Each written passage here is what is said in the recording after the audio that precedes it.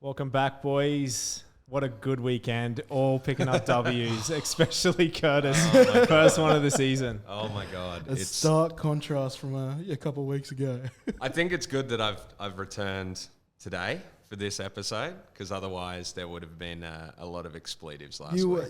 You told us the other week that you had work, but that was coincidentally after that Thursday night game. Yes, exactly. The second heartbreaking loss in a row, but the Giants finally pull away with a win. I think if it's done anything, it's probably given Danny a little bit of time off from the rabid New York fan base that is, I guess, was wishing for his head, and now, at least for 1 week, they're praising him. Not only that, but the Jets picked up a win. Yeah, so New York out of the shit off. After coming back from being shut out, and then not even starting that strong. They were down 9-0 at some point there. The Tannehill couldn't get the job done. But I was just thinking, as you were describing that, Danny Dimes dealing with the New York crowd, I'm just picturing him and Zach Wilson like meeting at a coffee shop and Danny Dimes being like, first time. you know that meme? With just an old Eli Manning behind, as their bartender. But I think, actually, I should mention that Sunday, the Jets, the Giants, and the Yankees all won. First time for the in? first time in, I don't know, 100 years. How those teams are going. The crime rate in New York must have dropped by so much that weekend. And I'm not even joking. I reckon that was just sheer happiness. And we're recording this on a day that the Yankees lose 6-1 wild card race, not making it to the playoffs. So back to mediocrity, back to being depressed. Let's go Giants, Jets, whatever. Well, it was fun while it lasted. Though I'm not even joking about the crime rate. Do you know how about, for example, by the way, freaking happy retirement officially for now, Manny Pacquiao. But do you know, speaking about Manny Pacquiao, there's the old saying that the crime rate in the Philippines drops by like something ridiculous. Like I'm talking like 80 to 10% or something when he fights. So the whole country is tuned into the TV. No one's robbing houses, stealing cars, nothing. I felt that might have been a similar effect there in New York. Let's hope he becomes mayor too. Oh, president, sorry. He's already mayor. He's running for the presidency. Well, he's been trying to do a lot of things over the last couple of weeks, but last couple of years. Sorry. Surely he wins. I think it's almost a given, right? And it's kind of like, you know that in high school when like the cool kid would get voted in all the time, and he probably wasn't like the best at the job. Considering, though, what Duterte is doing, and let's not get stuck too much into Filipino politics. Shout out to all my Filipino fan watching this. This one's for you. But considering what they have previously, he's probably a good bet. Well, especially the fact that he's still rep with that Catholic love. So yeah, exactly. He's somehow he's appreciated by both righties and lefties. Oh wow, didn't realize we're gonna have a political part of this. Yeah. Let's leave it for the politics podcast. Soon. I've got something before we dive in. I left the house today unwillingly knowing, seriously, that I was wearing double merch. I just want your opinions on how far do you go before it's like, is one piece of kit, like I think one piece of kit is pretty, like that's okay. But is two okay? No, definitely not. I was, it's funny, the very first podcast, which is now out on YouTube, if you're checking out Precast Podcast, I had a Anaheim Ducks or a Mighty Ducks jersey on. Unknowingly, same situation, had a black Anaheim Ducks hat on. I'm like, no, this is no good, sir. Yeah. And took it off. I thought about turning around and coming home and changing. I'm of a different opinion. I think what you've done is not allowed. It's a black shirt and a black hat with the exact same logo in places. But I've worn a T-shirt with an NY logo, right? And then like the Giants logo, not the Yankees one. And then a Giants hat has the Giants logo, different kind of color schemes. I think you can get away with it like that. I was self-conscious all day. I think what you've done there, like, if you're listening via the audio podcast, Sam has pretty much got a uniform on. He looks like he's collecting trash at Arrowhead Stadium. He's working. I'm not even a player. You're working at Arrowhead. You at least got to find some sort of other different style, I think. Serving hot dogs or something at Arrowhead. I'll keep that in mind. So I think you apology accepted, and we'll moving forward. We'll keep that in mind. I'm glad we cleared that up. I won't make this mistake again. Speaking about paraphernalia, though, I am loving the potty set right now. Oh yeah, so you guys have dropping the ball regarding decoration. I said to Kenny, like, until we beat the Chargers again, It stays up there. Well, you said It's that a about the constant flag. reminder of that game. You've just gone ahead and put on my pin flag and the white helmet on Yeah. there. So you're really letting me enjoy this moment atop the AFC West while you guys languish at the bottom. You guys deserve it. You're playing good football. The story only gets worse from here, so I'm going to enjoy this one. I'm going to be insufferable until we get put in our place. I need to bring the flag in, definitely. I've got a big Giants flag. Let's get that up there. Yeah, that would look good behind you we guys. We got a good amount of space here. Yeah. We can get some stuff Plenty up. artistic. You guys got favourite plays of the weekend? Go on, Curtis. You're welcome back, mate. All right, thank you. So, favorite play of the weekend, I guess, as I'm going to continue to do going forward, watching the Miami Dolphins very closely. Partly because the Brian Flores, Joe Judge connection, both Belichick, both teams are run very How incestuous similarly. is I know the AFC East at the moment. Yes, it is pretty incestuous. So yeah, both teams are built very similarly. They run their defense pretty much exactly the same. Their offense has some slight differences here and there. And then also my girlfriend thinks the colours are cute. So that's her team apparently. That is a sick color scheme. I'll give it to her. And she loves the logo because a dolphin is wearing a helmet. She just has to pick an AFC East rival. Yeah, exactly. So I'm going to pick this play. So it's Devontae Parker. Devontae Parker, I think, has had a quiet year to start. And he always seems to kind of have this roller coaster in the eyes of, I guess, the broader media, where he's in that kind of top 10, top 5 conversation for wide receivers in the league. And then everyone forgets about him and doesn't know who he is. Hell yeah. So he had a hell of a game, his breakout game of the season, which isn't saying much. We're only a few weeks in, but he finally kind of got things working. He's running down the sideline, and this happens consistently on the drive, actually. Running down the sideline, it's a bit of a Jacoby's trying to do a back shoulder. It's not really in the right spot. Grabs it one-handed, brings it into his body, comes down with his ass in bounds. They rule it not a catch, but he got the defensive pass interference, so Job done. Job done. Nice. He got what he needed. One reason I love the play is that he knows the play is over. He knows he's getting the pass interference. He's still doing everything he can to grab that ball one-handed, bring it down in bounds, and get his team, that first down. And then you see on the rest of the drive, and I don't know who the cornerback that was covering is or was, but Steve it Buscemi. happens. Good one. Mugs him 3 times, I think, on the same drive. He gets a free 15 yards, gets another free 12 yards, then gets a free, 20 yards, then gets a touchdown. Yep. So he's battling through. He's got the cornerback absolutely rattled. Dude doesn't know what the hell he's going to do. And even though the Dolphins come away from this game with a tough loss, they didn't really show up. Jacoby Brissett did Jacoby things. He played a really good game against the Raiders and then just played an okay game. And you can't be losing to the Colts, not with Wentz walking around on double broken ankles or whatever the hell happened to him. For the sake of my long season bet, I sure as hell hope they find a way to beat the Colts. But yeah, so Devontae Parker is back on the map. Add him in as one of the top 10 receivers in this league.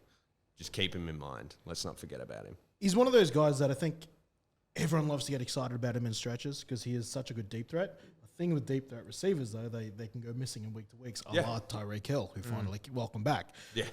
Yes. Yeah. But he's as good as anyone is stretching the field when he wants to be. But, when you've got instability at quarterback and it's a scheme it's that going to isn't be always tough. downfield friendly, Yep. 100%. There's a tendency to be old in and out week to week. Now, Kenny, what have you got? I've just sent it to the group chat in case you want to put it up. Oh, that was you. I was like, me. oh, All right. So, as we've known from the picks I've been picking so far, plays I've been doing aren't exactly the players that are going to hit ESPN's top 10 highlights for the week. Yeah. But I love picking players that are going to either deserve a better notice or going to create talking points. And look, lads, we're almost all into our 30s soon enough. we've accepted a petty part of ourselves as the millennial generation. Yep. And I love a bit of pettiness. And one of them is this past week, the Ravens, they rolled into Mile High against the Denver Broncos. They'd well and truly won. It's last play of the game, 23-7. Yep. And just to keep their streak of 100-yard team rushing totals, they go ahead on the last play of the game and send Lamar Jackson forward. They could have easily got a first down, but obviously it doesn't matter. Well, all they wanted was the extra 5 yards to get the team rushing total over 100 yards for a record-tying 43 straight games. And I love that. This is, but like, isn't it like in America, they're really big on like, if the game's done, just killing it? 100%. This is why it's such a big deal, and Denver's friggin' pissed. Yeah, because obviously injuries, things like that Well, could it's occur just, out of some I'll say pure I'm stupidity. going to say it's pride more than anything. Yeah, I 100% think it's pride. Well, they're also the same team that, don't they stack the team all preseason just to constantly keep winning in the preseason? The Ravens have the best preseason record of any team of all time. They've won something ridiculous, like 21 straight preseason games. They go hard every single game, and they don't let up. And what did it cost you? Your entire running back crew. Yeah, exactly. No, I love that too because does Fangio not come out and say he's disgusted, it was a bullshit move, and then Harbaugh basically says, what is that? Doesn't bother me. What has that got to do with winning? We're playing the game. We win the game. If you didn't like it, you should have stopped it. Exactly. If you don't want him to do it, stop him from doing it. Don't let him do it. So yeah, I love that, and I totally get it. Look, records, especially in America, records last forever. People bring it up in commentary all the time. Yes, Why they not? do. What's it going to cost you? A week of petty bitching on Reddit by the other team's fan base? Oh, go ahead. I think what happens is they've tied a record held by someone crazy, right? It's bloody the Bears when they had. Hang on. Or, it could be there's always some record still held by O.J. Simpson or something. Was it the Bills or something? But Steelers. Yep, okay, from, so they've tied the 70s. record. In the 70s. 74 okay. to 77. Who do they have this week? The Ravens. Another AFC team, I believe. We're a couple weeks away from. Let's go, Ravens. Anyone see it there? There we go. Oh, no. Where are they? Oh, they're Colts. Monday Night Football. Okay, They should win that. Sorry, Darius Leonard. And they should get over 100 rushing yards quite easily. I think Lamar alone, potentially. Yeah. Although I will say the Colts front has been fairly stout against the run, if you're going to give them credit for anything.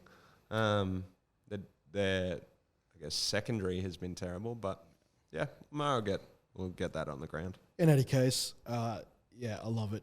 I'm all for it. Go ahead. And I think had Belichick done that, nobody would have batted an eye. But because it's Harbaugh, who's Harbaugh's earned the right to do it. He's earned the right to do it 100%. That team has earned the right to do it. And I'm not offended if I'm the other team to do it. Though, have you still got it whipped up there? Yes. Was it Oh, maybe not. I'll be honest. I only heard about it before actually seeing the play. Yeah, look, they're not lined up in a knee formation, so it's not like I reckon this is a different story if Lamar lines up. And they fake they're it. in victory formation and they fake it. That's another story. They clearly lined up. Denver should have seen what was coming. They should have known. Yeah, no, what's 5 yards in the grand scheme, I think. This guy's cut. 99's cut. He's like, you're a bunch of dickheads, and he's just walking off. He not shaking hands, nothing. Go back. Oh, this is going to be great for our audio listeners, but we will describe it. We will paint a Bob Ross-esque picture. Denver, like, what the fuck are they doing? They run out of that shotgun kind of look as they always do, right? Even their O-line, even their own O-linemen are like, what the fuck? You know what that reminds me of? Like, sort of, it's like when you, both of you have got lovely girlfriends, you can probably appreciate this, but like, you go out in the club with your girl, she's acting up, trying to start a fight with a bouncer, and you're like, You I don't just know, want to man. walk I don't away, know, man. slowly walk away. I don't know what I'm doing here either. I'll stay on the record-breaking streak right now, and I'm going to do a quick shout out to DJ Moore for the Panthers and his crazy. Basically got tackled and then somehow got up and kept going. Yep. But my favorite play was Tom Brady's record breaking. I just thought it was so special to see. And it's like, and I'm gonna like, I know I hate kissing Tom Brady's ass, but I just thought it was just it was purely, I was watching the game purely for that moment. And I just wanted to watch it, and I just thought it was pretty special. And I mean, until Patrick Mahomes goes and breaks that record, I'm going to enjoy this while it's there. But it just felt fitting being at obviously being back at Foxborough, and he got some love. Yep. It's Did you see the dude wearing the half Buccaneers, half Patriots jersey? As I said, we discussed this last week that he was going to get love. Yeah. They probably started building earlier in the inning, but I think they applauded him when he came out to warm ups, and I think that's all you can ask for if you're a player coming back to. I mean, they're Bostonians, right? They're going to be assholes. Assholes. They're going to be assholes, but they do have the whole kind of brotherly love. Once you're one of us, you're always one of us. So I think they're always going to have that for Tom Brady. And I think, look, I don't know if we'll get into it later, but that was a hell of a game. I'll get into it now. We may as well. We may as well jump in. That was a hell of a game. If I was going to predict what happened in that game, it would have been basically the opposite of that. They wouldn't have gotten close. And obviously the Bucks are missing some key pieces on their defense, and they're banged up. No DBs. I mean, they've got Richard Sherman who just strolled in. He goes, "Hey, what's up? I play deep cover 3." But that's your entire playbook. But I think if you were going into that game, it was pretty hard to predict it would go like that. And it's a Nick Folk missed field goal away from being tied up. And I mean, we just assume Brady's going to win it regardless, even if that happens. But if you happen to be listening and you went overs on that game, I'm sure you and several thousand people were very upset as a result of that field goal fest. Sammy. The Pats struggled to run the ball. Yep. Well, how many yards I feel like they didn't even try to run the ball. I think, I'm not sure what the plan was there. Dude, they got like 0 yards. Yeah. But have a look at the carries. No, they got -1 yard. Yeah, and that's the lowest Bill Belichick in the first half alone. It was the lowest amount of yardage ever team. And I imagine following on to the rest of the game, that's the lowest Bill Belichickian run-produced offense that's ever happened. It seems very unlike him to, I mean, looking at that, 8 carries, right? He's giving running backs, not even all running backs, but giving 8 carries. One of those is Mac Jones. In a game that doesn't really warrant that. It's a close, tight context the whole time. The weather is shit. Why are you thinking you need to get in a shooting match when the Bucks aren't trying to get against Tom Brady? Why are you trying to do that when they're not trying to do it to you? Yeah. Like, it's as if that was the game plan heading in, and there was like, we're going to stick to this no matter what happens. And I don't know. Look, playing into the whole narrative, maybe Belichick was a bit shook. Maybe he was worried this whole time. He's thinking, I need to win this. Can I also say, not just shook as far as a game, but like shook as far as legacy? Like, what happens if that was, to bring back the, relationship narrative again? That what happens if he was like, I want to show off my brand new girlfriend. Yeah. To my now successful, married girlfriend who got married last year a year after our breakup. And she got married to a rich guy. and he went and won a Super Bowl. Big bloody ring. and then he was like, no, I've moved on to something bigger and better, and I'm going to show it off. Look at my fancy Mac. You could be right, to be honest. And look, Mac Jones is playing well. There are heirs of that kind of 2001, 2002 Patriots team, right? That he's trying to recreate. So they didn't have Corey Dillon in the backfield. Well, that's the thing, right? That team would have just pounded the ball a lot more. They don't seem to be doing that. And obviously, I'm going back on, obviously, because I picked Jones to get Rookie of the Year. Yeah. Do you think if he wins this game, he's in really good contention? No. Again, statistically, really? Stats are a big thing. Yeah. Justin Herbert won 7 games last year, but put up ridiculous numbers.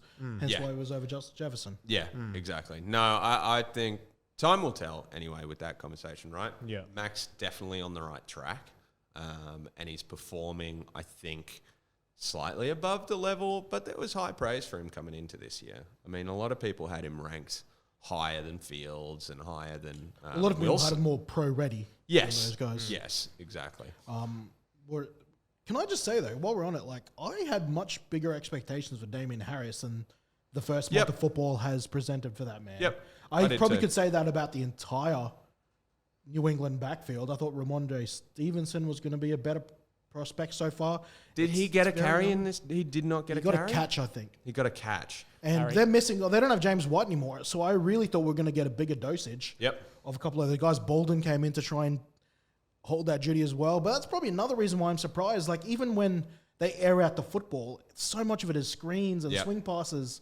And they don't have their lead bell cow to do that in James White. Yep. So it just really surprised me with that game. Like, to their defensive credit, that defense held them in there the entire time, forced that high-powered offense to be kicking field goals all day. It's amazing to see how different that offense looks, particularly in the red zone without Big Gronk.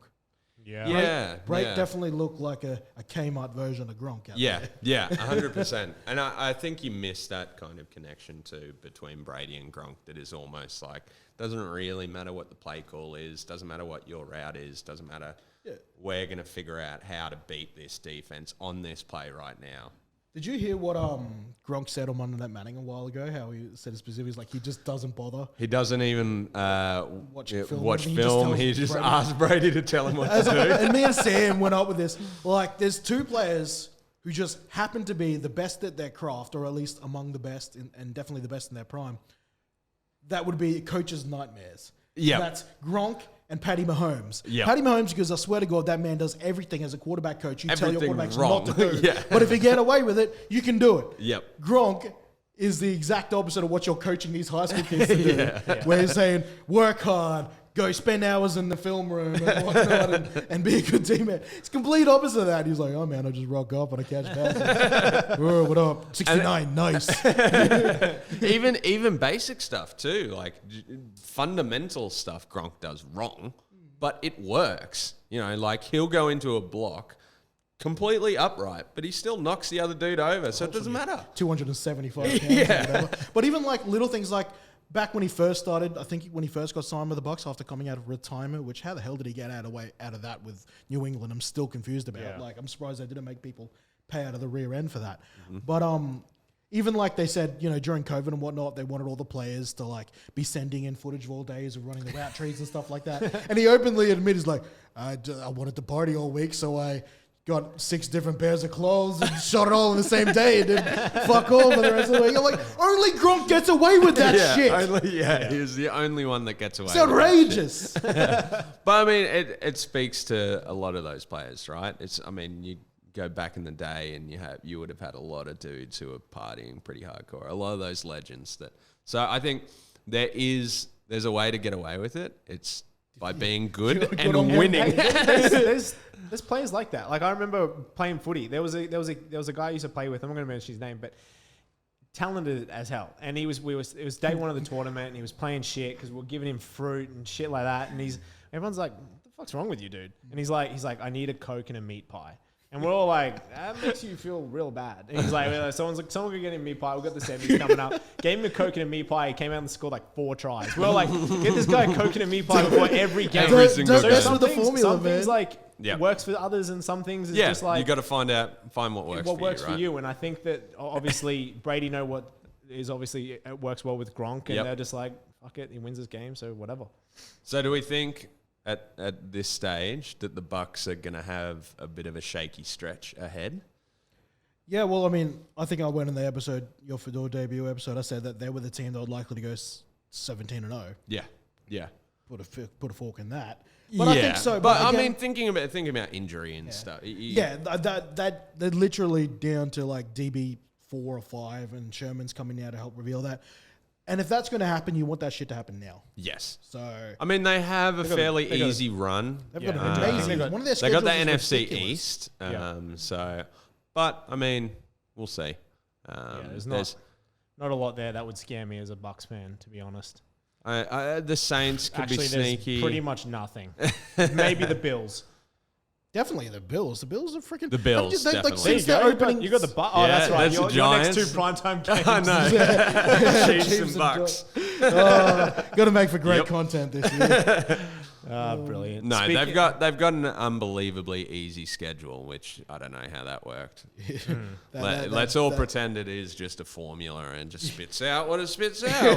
We don't. It's definitely not to build a Brady narrative. And we'll just real quick while we're on the records, we'll just touch on Big Red and his 100th win with his second team. Yeah, the Walrus.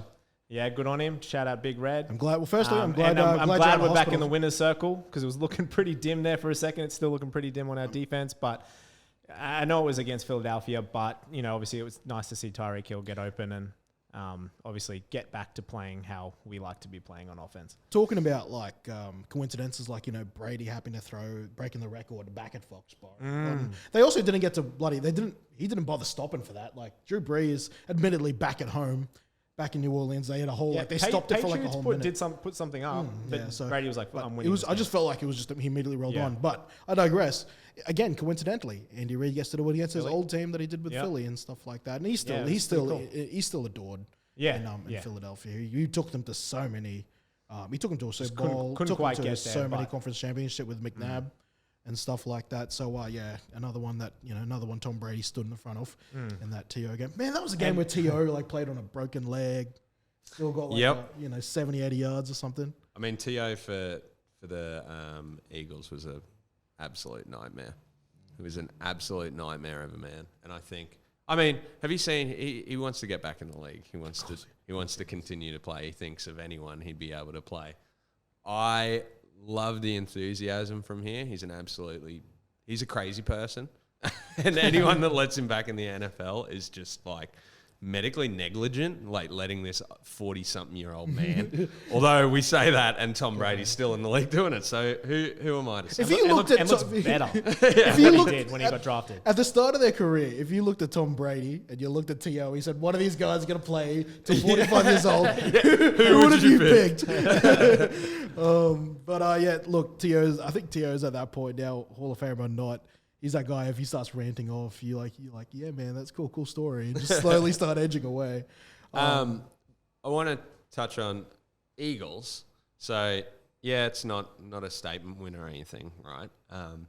But I have a feeling the Eagles, they're not going to have a great record, but they're going to be one of those NFC East teams when there always is one of them who's trash but plays spoiler to crazy good teams, right? For whatever reason, they have this terrible record, and some years it's been the Giants, sometimes it's been the Cowboys, Eagles, Washington, not really. But they just come into games and play absolute spoiler and play this crazy game that no one expects from them. And I feel like the Eagles can do that. The Eagles are built really weird, right? They rely on some of these individuals to just play above the X's and O's, and the scheme is a bit all over the place. And I don't really know what's doing with Hurts, but I did want to say Devontae Smith had 122 yards on 7 receptions. He's everything, every build. Yeah, every part the player he was gonna be, and screw all the guys who said he was too small, he was too skinny, he wasn't fast enough. In the modern game where it's so space-based, you can shed pounds and perform and whatnot. Especially when you have the spatial awareness that he has and the speed and quickness he has. But to your point about them being a team that can spoil at the end, I largely believe that with teams that are built on explosiveness. Yep. Because all it takes is you guys catching lightning in a bottle on a given week, and that's when the any given Sunday sentiment comes into play. But yeah, they're a team that is very, very fast on the perimeter and 100%. All it takes is a couple passes to hit early, and you're playing from in front. So yeah, that is a very fair point. And it is a team that's kind of built in the same way that the Chiefs are built, right? Where you're relying on some of these players to just do the crazy things that they can do. Although the Chiefs can do it consistently, a team like the Eagles can't. I don't know, where did Pringle come from? I want to know. Where the hell? Who is he? Where did he come from? I think he's from Philly, so I think that was almost like a welcome home game. Oh wow! Yeah. Okay. I mean, he was very active on his social media, and he had a lot of fans out there and family. So I think he's actually from Philly. He's kind of come out of nowhere and taken that position that. Well, a lot of it, even last year, a lot of people were doing. calling for him to be they wanted him basically our number 2 wideout over Sammy Watkins. Yeah. Last year. Yep. And he just obviously didn't you know, so we had Sammy Watkins and he was in and out all year with injuries and stuff like that. But yeah, no, he's been solid, super solid. Okay, And nice. and it's interesting now that we've obviously signed Gordon. Yep. Officially today. Yeah. I saw that. He's expected to suit up against the Bills. I don't know how many reps he's going to get. Not many, probably. I picked him up in fantasy just in case. Okay. Yeah. So At the expense of there we go. Darnell Mooney, so you better be worth it. So that'll be interesting. Probably, I think Chargers Browns a big game, but Chiefs Bills has got to be up there with probably Huge. And Huge. I haven't watched enough Bills games yet. I know I'll be watching them a lot more come the back end of the year. But ever since that big upset situation in week 1, they've outscored their opponents 118 to 27 or something ridiculous like that. I don't know if that was before the last game or not, but pardon me guys, I've got an ear infection in my right ear that's occasionally popping up. But yeah, that's everything we expected them to. And it's just, again, because they're just hidden up in the top of the AFC. Literally in the northeast corner of America, that the media forgets about them. Yeah. But they're going to be, in my opinion, I'm enjoying right now everyone talking about the Chargers, but realistically, they're the ones that people should be talking about regarding the AFC and them being the beast in the East. Well, they could throw for 500 yards against us. You know, it could be. Remember that game where the Chiefs played the Rams? Yep, it was 3 years ago, and it was what did the end score? And there was 100 points in the game or something. It was wild. There'd be like Mahomes would throw an 80-yard touchdown pass, and then pick six. Goff would come out and throw and it was it was crazy. So I probably wouldn't surprise me if there was a game like that, because the Chiefs can still make plays. On defense. Yes, but they still can, because we blitz a lot and we come off so.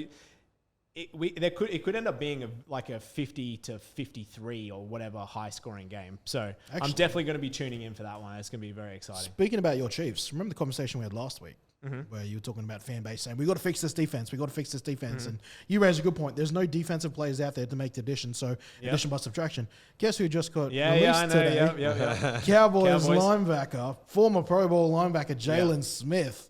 He's on all our fan pages. They're like, we should get him. And then everyone's like, nah, he's playing shit. And I'm like, I was like, have you seen our defense? He would fit right in. Yeah. And a play like that, sometimes all they need is a change of scenery, right? And the biggest thing about Jalen... We're still sitting on Willie Gay. He's touch and go at the minute. Is he still on IR? Hey? Is he still on IR? Yeah. He's expected to come out in the next 2 weeks or so. Because he's got to stay on IR desperately. But we need a middle linebacker. Well, if we have Willie Gay and Bolton on each side, and then he can fill that middle linebacker role, I think we're going to be sweet. Here's the thing. You say you guys blitz a lot, and if that's the case, A-OK. If you need someone to take angles from the middle, this is not your guy. Yeah. To quote one of the more recent memes, you're not that guy, bro. Have you seen some of the atrocious angles that he's been revealed to have taken? So, again, if you need a downhill north-south guy, which isn't a common thing in today's defense, by all means. But I don't know what the bottom of your 53 looks like right now, about whether you can sacrifice someone to take a chance on him. But, hey, look, at one point he was a good footballer, and to Curtis's point, sometimes you just need a bit of a change. You know, is it still Spags running your defense? He's still there. Spag knows what he's doing. He definitely knows what he's doing with, if he's got a couple of one-dimensional guys that just need to fit into a certain I'm not sure if I'm allowed to say this, but we might have too many white boys on our defense. We got a white linebacker that's...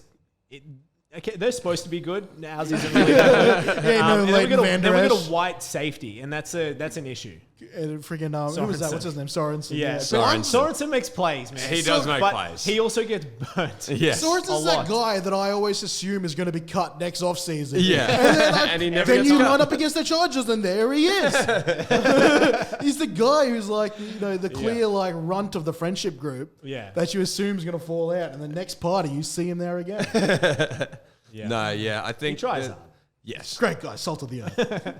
And I only but looking back at the game log, you guys have DeAndre Baker, who I did not realize had been signed by the Chiefs, who the Giants had on the roster. He was a second-round draft pick, I believe, or we may have even traded up into the first, and eventually got done with another player for stealing a bunch of watches at a poker party and holding people at gunpoint.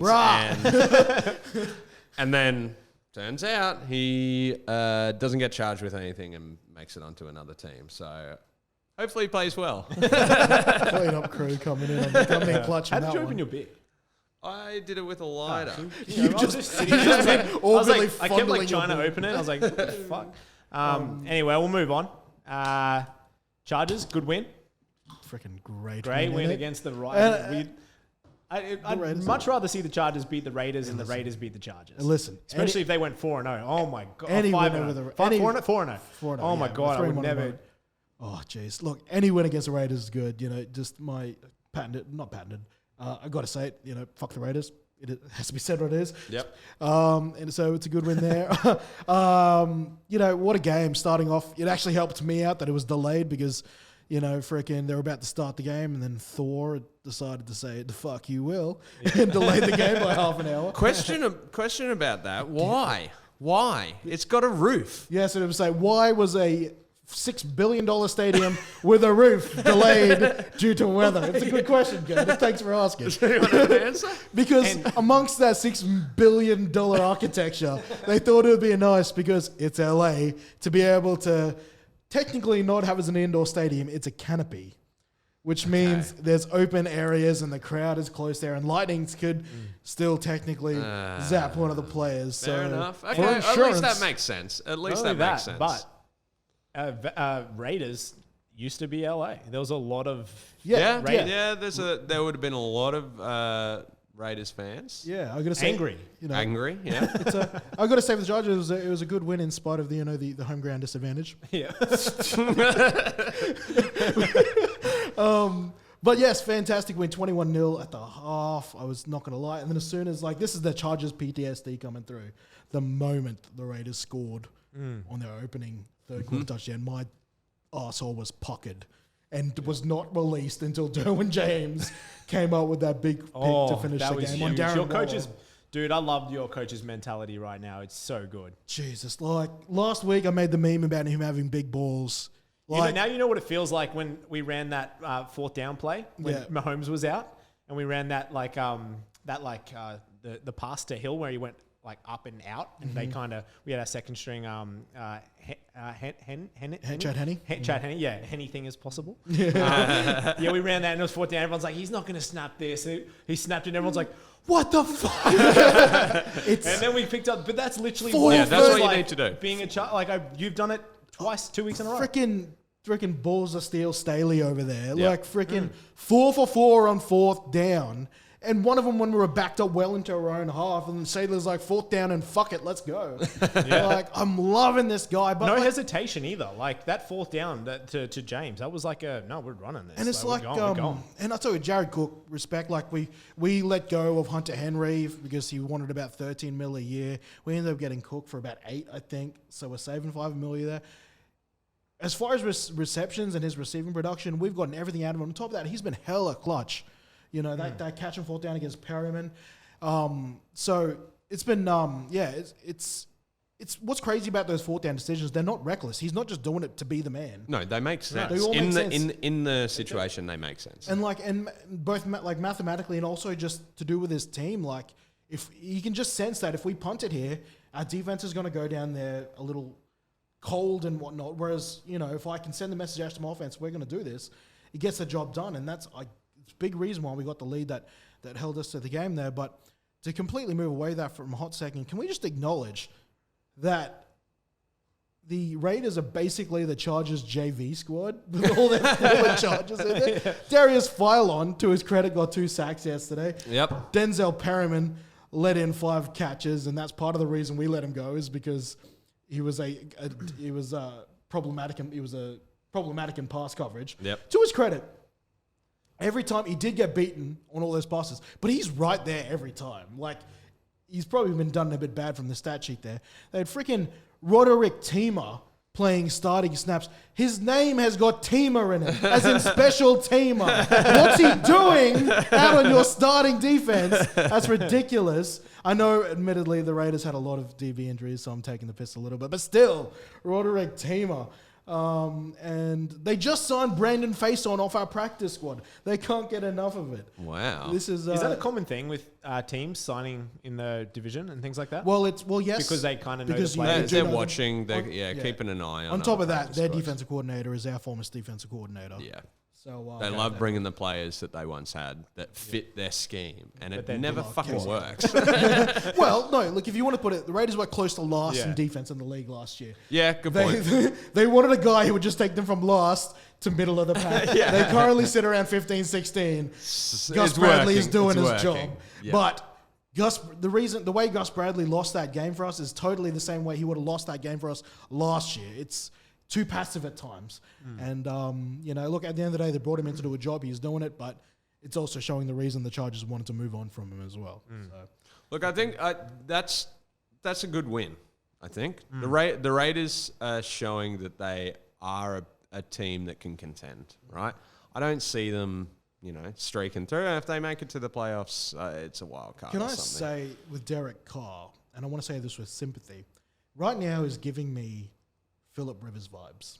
Okay. And bear with me. You ask Phillip his fan Rivers base. Fan base last year loves him. Colts vibes? No. Phillip Rivers over the back end of his Chargers Okay. vibes. He will go through streaks where people are saying he's playing on an MVP level. Yep. He's doing a great, probably talks about him being a great guy. The fan base loves him. But sometimes just feels like there's a little bit missing. I think that's his whole career to date, right? He's got everything on paper, and he can pull it out of his ass every now and then, and he'll have stretches where he's playing really well, and he's bringing the team up, and then he's just an okay quarterback. I mean, Derek Carr could be the new Dalton line, right? He's that. I don't know about that. I'll put him above Dalton. The Raiders organization are like Dalton now, but Dalton in his prime. In prime with AJ Green popping off and Yeah. stuff like that.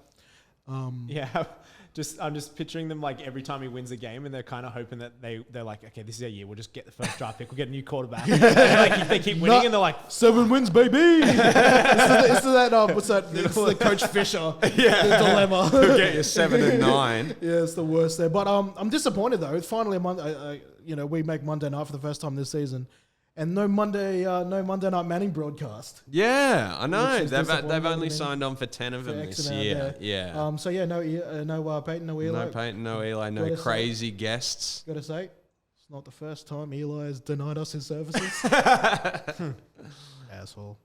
and we'll quickly move on because we're creeping up, but the big news of the weekend is the Giants' first win. First win of the season. No goose egg, baby. No goose egg. And honestly, there was a time last week before this game where I was seriously thinking we may be the first team in history to go 0-17. And I thought that for a couple of weeks. And I thought... who there's two left? Is it Detroit and Jaguars? Yes. Jaguars and So, Detroit, Colts got their win, so they're up in there. But look, I think I'm not.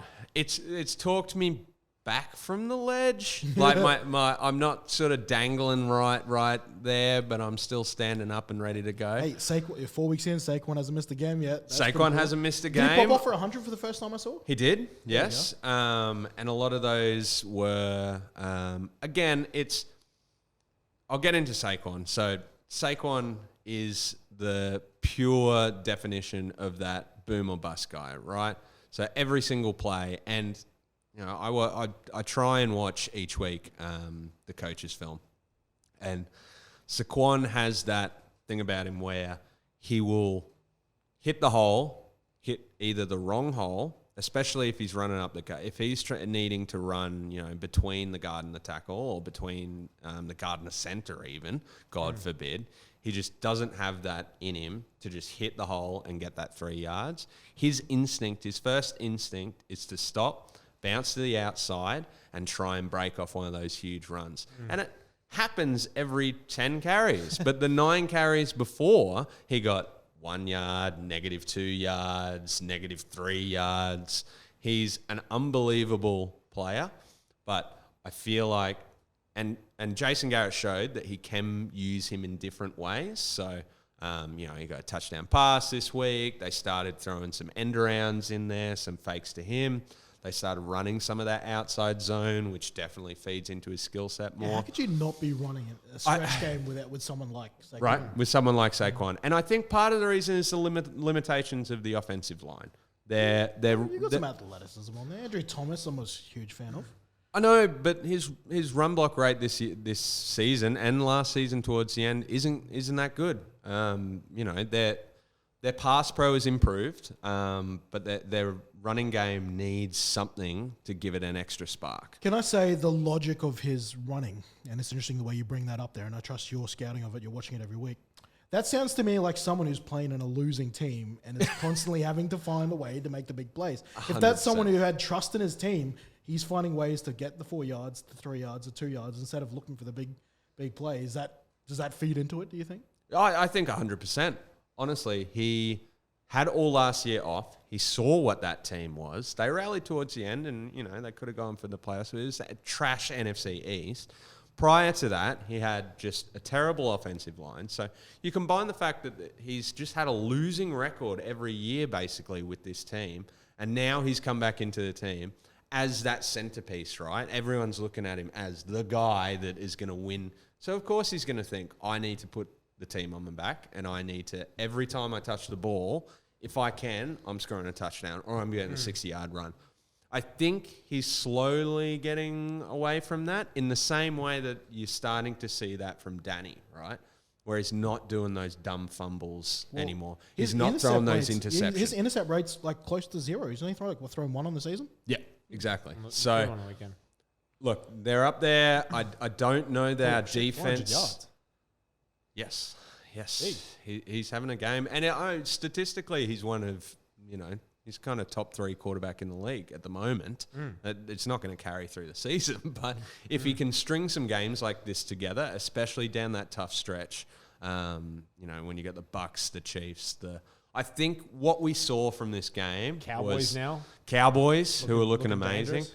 What we've seen now is that there is a way for us to get into a shootout with a team and actually come away with it. Kadarius Toney, finally get him involved in the game. And, it was only because Sterling Shepard and Darius Slayton were out.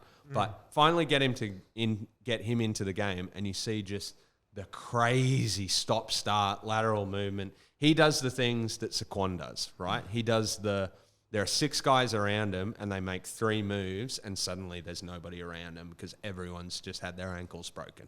The joys of being 40 pounds lighter. Yeah. He's lowering his head too at the last hit. He's pushing forward. So there are some amazing bright sparks. I'm still very cautious. The defense is looking still really sluggish. The secondary's not stepping up. Bradbury's having an amazing season, but Adoree Jackson, Logan Ryan, they need to do better. They need to play at the level they played last year, which was keeping us in games. And you won without Shepard. Yeah, exactly. One without Shepard, I think if anyone's going to be on Which must give the rest of he's your key guy, right? Yeah. I mean, Kenny Golladay should be. Yeah. And Golladay had a better game. Yeah. But Shep is our key possession catch, get the first down guy. So I think that's got to give him confidence, surely. Darius Slayton is going to be the odd man out from what I can see. You're going to have, if you've got your wide receivers on in 11 personnel, you're going to have Golladay, you're going to have Shepard, and you're going to have Toney. Didn't John Ross run the fastest 40-yard dash? In history, yeah. Like and he actually scored a touchdown for the first time in a while. He did too. Yep. Nice. Right. See, is he Tyreek Hill quick? Like, can he get away, somehow find space? Like, weirdly not. Weirdly not for someone who's so fast. I think it's a top-end speed thing. His stop-start isn't that great. His quick lateral movement isn't that great. Yeah. And an amazing top-end speed only does so much when the safety's already playing deep and just needs to follow you for the last leg of it. Yeah. Right? So John Ross is a great guy to have on the roster. He can come on the field for, 5 snaps a game, 10 snaps a game if you really want to get him in there. He's going to scare some cornerbacks. They're going to play him, Yeah. I feel like just having John Ross and having the threat of him blasting down the field could give us some stuff to work with. Yeah.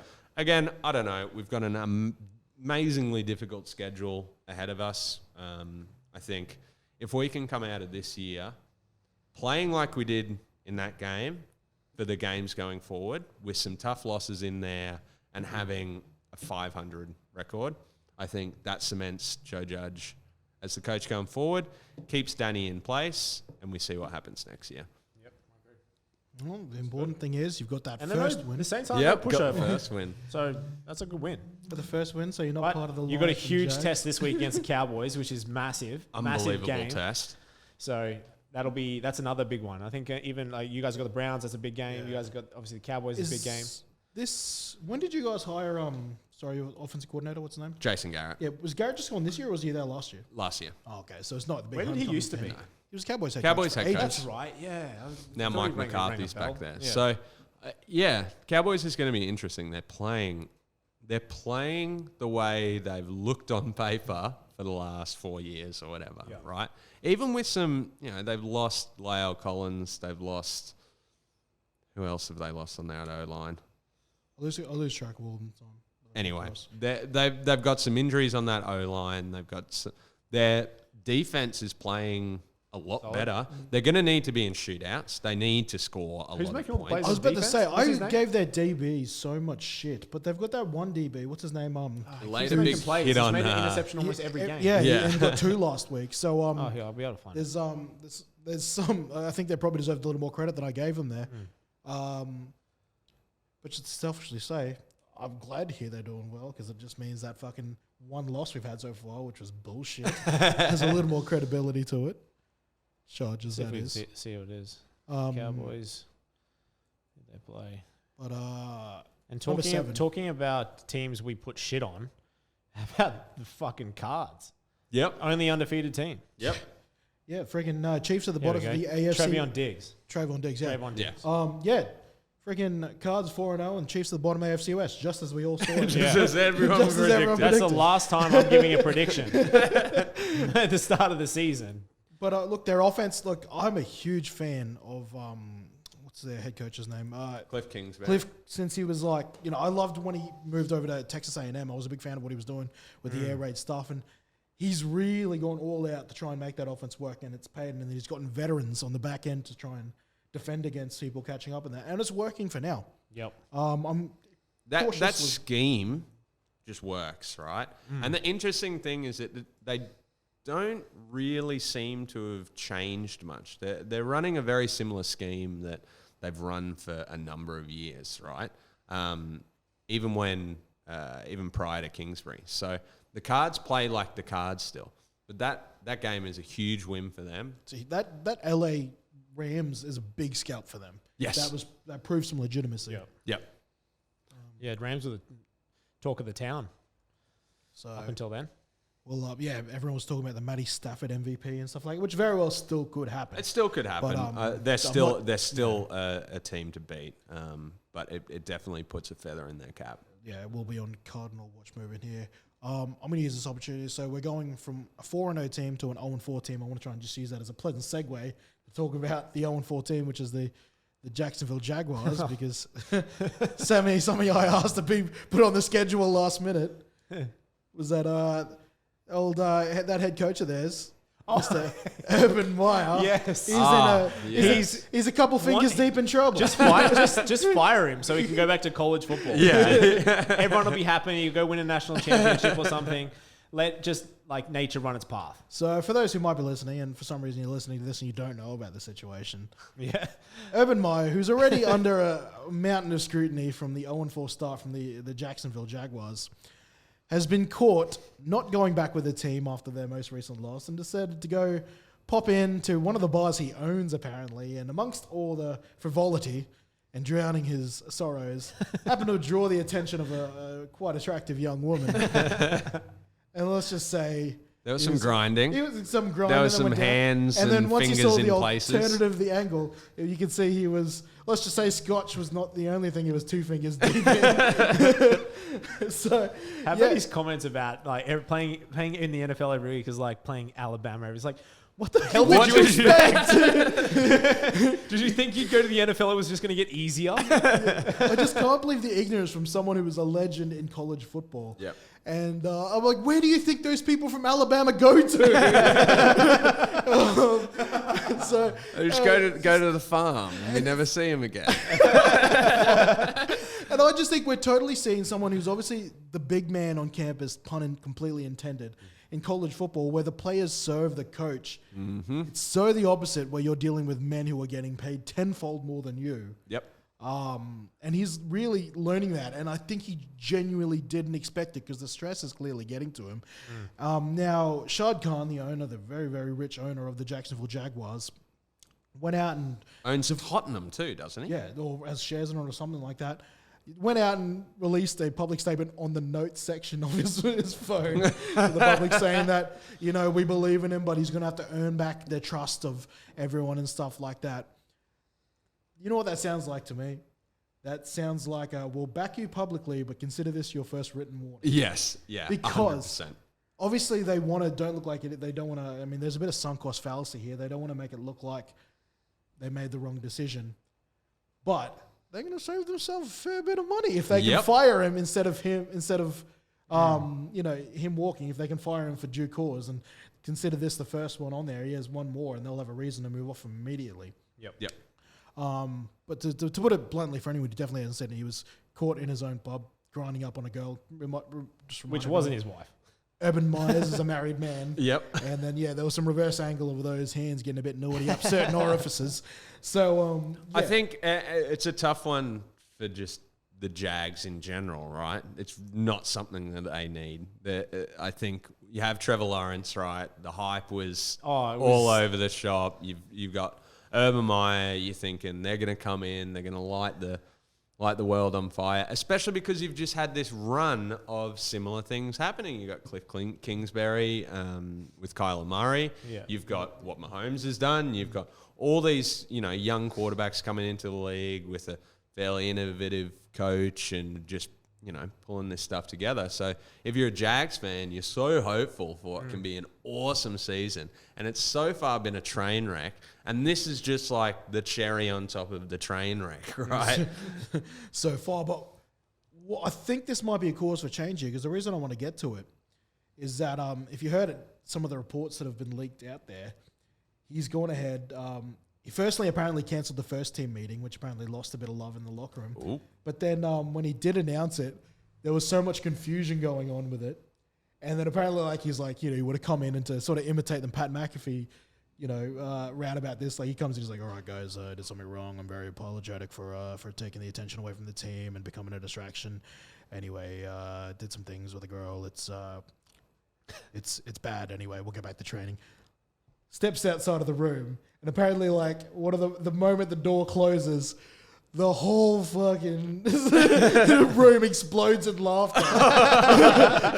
So just as a situation where it'd be like, anyway, that's the news. I apologize. Let's get back to work. And if that's the sign, that is not a locker room that man has the respect for anymore.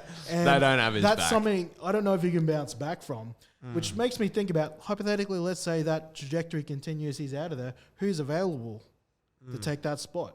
Yeah, who comes in to fix that mess? Because I've got an idea already.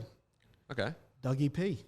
Okay. Ooh, looking for a job. Not a bad idea. Was out of the Quarterback whisperer. Quarterback whisperer. You got a guy who can take care of, a high draft pick. He's done it before. Yeah. I think that's a perfect, for that's a good fit. fit, actually. I really like that. I think, look, if they start winning, everyone will forget about this in a couple of weeks. Yep. And if that team starts winning, they'll get behind him. Winning cures all ills. Nothing, I personally think that this 4 weeks has proven that Urban Meyer can't coach men. No. Grown men. No. He's used to being the big man on campus and having that sort of control and people not being able to cross him because he controls their future. I don't know if he can do that in the NFL, and that's okay. Yeah, some can. can, some can't, right? And I think they're also having a bit of difficulty. It sucks because Trevor's going through the same thing, right? Where you're the definition of an open wide receiver is way different in the NFL than it is in the definition of having a lot of time to throw in the pocket is a lot different in the NFL than it is in college. So they're all, the speed of the game stuff, what scheme works, what scheme doesn't. They're both going through that process at the same time. It's fine for your quarterback to go through that process and take some time to grow and figure it out. Not fine for your head coach. Your head coach needs to be switched on, ready to go, Supposed understand. to be a leader of men. And supposed to use all the other, coaching staff, the people who have that knowledge around him to help him navigate that kind of stuff, which I think speaks to the same thing of coming from college, right? Where even in the coaching staff, you're the big man on campus. Most head coaching roles in the NFL, save a few, Bill Belichick and what have you, they are the sum of the whole, right? They actually use their offensive coordinators, offensive assistants, all these people to feed in, and they deliver the message, right? Yeah, they have the last call and stuff, but they're using their team to function together as a coaching staff. If you come into the NFL, like maybe Urban Meyer did, and said, I'm the boss, everyone does what I tell them to, you're going to fucking lose everyone very quickly. Yeah. Especially the team. Especially the players. Yeah. Yep. And I don't know if you've seen the tweet where it's the Jags won the one game last year. It was the first game of the season, and they're like We're not 1-0, not done yet. They haven't won a game since. Oh, it's like the boat picture. Yeah, that's what I was gonna get at. They're with all the shirts off and they're like posing and shit. Picture. Yeah. Well. Anyway, and I think the Vikings had a similar boat trip too that cursed them for a few years. I mean, it might have cursed them for the rest of the time after that. But the Vikings had a boat trip in like the 80s that I think was way more debaucherous than whatever. Especially before camera phones. Before camera phones. Yeah. Actually, speaking about curses, this wasn't on the schedule. This triggered a memory. So obviously, Mahomes, slow start.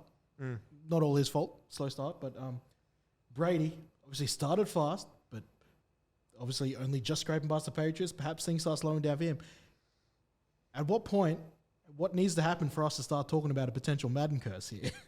Okay, yeah, true. who's on the cover of Madden? Brady and Mahomes. Oh, they are too. Yeah. There we go. Yeah, they shared it this year, didn't they? So, Yeah. There Although- you go. can their greatness overcome it? Yeah. Although Mahomes was on the cover and he won a Super Bowl. Yeah, but then he lost all his linemen beforehand. Yeah. He got to a Super Bowl. He got onto the cover yeah. afterwards. So. I think we'll see what happens. It would be extremely interesting, I think, just for the league in general if we get to the end of the year and it's not Bucks Chiefs, right? Well, yeah, I think that was a hot pick for a lot of people. Yeah. Maybe a few Sure. people. I literally can't pick who it's going to be. No. At this point in the season, I'm like, I genuinely just don't know. I think it could be a year for one team. Like, I literally, that and we're has so that. far away from playoffs as well. Yeah. That's the crazy thing. It's just like the season's just wild already. Mm-hmm. Which is awesome. I think there's always space for one team, right, that comes in at, well, what would it be now? No, I'm thinking even like you guys are going better than 10-7, and I feel like there could be a 10-7. Yeah, there could be a 10-7 team there that just makes it to the big dance just because that happens every now and then, right? Well, especially in this sure. COVID protocol world, all Yeah. in the playoffs, there's a few people to Yep. close contacts. Yep. And it's a game changer. The healthy team is going to be the team that wins most weeks. Yep. Kenny, you got a multi for this weekend, and can we just say that Kenny picked up a big win over the weekend? Yes, he did. Shout out Kenny. It was a good one there. Huge. Good on you, mate. I remember texting it to all the group chats, and the first question I got is, "Who the fuck is Donald Parham?" and do you want to explain the closing of like what you had originally? Yeah, so I had I picked two of the touchdown scorers there. Donald Parham, who was paying like $13.50 for anytime touchdown scorer. He's a backup tight end for the Chargers. And then I picked starting tight end Jared Cook. They went back to back, and then I said the Chargers, the line was like 3 or whatever. I extended out to 6. I was so close to going 10, but I don't know how I would have handled the anxiety after the second half that was coming. I was shitting myself with neg 6 on their handicap. Obviously, came through for me. It was getting very, very scared when it came down to the Raiders coming back. I'm like, I could see them freaking kicking that a fourth field down goal or something. That fourth down, the field I goal just missed. messaged. I was like, get that money, baby. But even like the field goal when Carlson was lined up, I'm like, Yeah. I can see us just going back and running the clock out, and we'll win by only less than a possession. I'm like, no. But it came good, and the classic punter logic here. I'm not happy with the win, knowing that one of the other logics I had was I was going to go Parham first touchdown scorer. That would have been big. Arguably just on its own, so I can't be too mad at myself. Yeah. But even first touchdown scorer, he was paying a mint. But this was, in fairness to myself, this was after they announced the delay, and I'd found out that they were going to be receiving the ball. And I saw that Ladbrokes still had them ticking over, so I'm like, I'm still on here. Why not take a punt here? Because I've already got him on my multi. Ladbrokes was smart enough to call it quit. It was just delayed until the game there. So you can imagine how much I was kicking myself as soon as Byram scores out of nowhere. But that was, I'm not going to lie, that wasn't just a lucky one. I've been, the Chargers, the reason punters probably so low on there is because they've just looked at the touchdown scorers of the past. Yep. And Jared Cook had one taken off him in that Cowboys game, had plenty more looks on top of that. Parham had one taken off in that Cowboys game, touchdown taken off in that Cowboys game, and also had more looks there and whatnot. So I knew they were very much in the possibility. And in a situation where you've got a defense that knows the Chargers' skill set so well, and they said they wanted to take away Mike Williams, they did. 1.02 fantasy points. Try not to bring that up for Sam, who lost by 1.5 points here when he was more than expecting to He dropped become that catch in the first quarter. I was like, if he catches that, I win. But anyway. Exactly. And then they effectively, even Keenan Allen had a quiet day. A lot of receptions, but I think he only had like 40 yards or something like that. So he took down the big weapon. So I'm like, it was a chance for some of these other red zone targets, which I know for a fact they've been trying to target in the red zone. Came up. So, I'm probably going a similar route this week, but it's against a Browns defense, which will have a lot more... playing good. Well, I mean... Jadeveon Clowney or, dare I say, Myles Garrett against Storm Norton. The offense hasn't really fired since the Chiefs game. I mean, it was against our defense, but... It's more about Jade than their own. So, yeah. But anyway.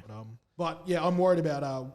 if they're smart, they'll put Myles Garrett on Storm Norton, and we've got a bad time out of us. Yeah. So, Myles Garrett is having a hell of a year, too. Going to go the overs on Eckler receiving yards, because I think we're going to throw about 20 screens. Yeah. So that would probably be my one tip. On top of, I'm also going to pick, thanks to the findings of one of my mates here, I'm probably going to pick Dallas to cover against you guys at the moment. I think the line is at 7, which I think is pretty generous. I think so, yeah. I think that's a safe one. I'm going to go... every single receiver against the Chiefs and the Bills to get a touchdown.